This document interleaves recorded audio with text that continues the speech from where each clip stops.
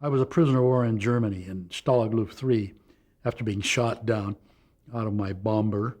And so I spent 2 years in prison camp and had all of the intrigue and X group, digging of tunnels. And we dug so many tunnels, our barracks fell into the hole. And so I sort of knew the ins and outs of being a prisoner. And the director and I, producer and I, were great friends prior to that from other shows. And he called me in before he set up his layout and plan. And we talked for quite a while on it. And then he asked me if I would laugh his shows, which were very easy to do. I mean, they're great humor and great scripts. And the actors all came across very well.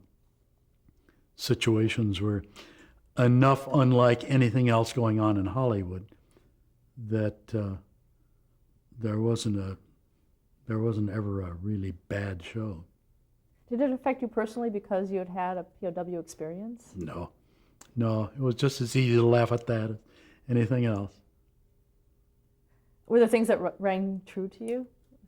Quite a bit. I mean, overdone, of course, to gain comedy. I never did that much laughing in prison camp, but it was fun, and it was fun at that time, especially in the retrospect of the war and all, to see the Germans, although they were humorous, being foiled by our prisoners in Hogan's band.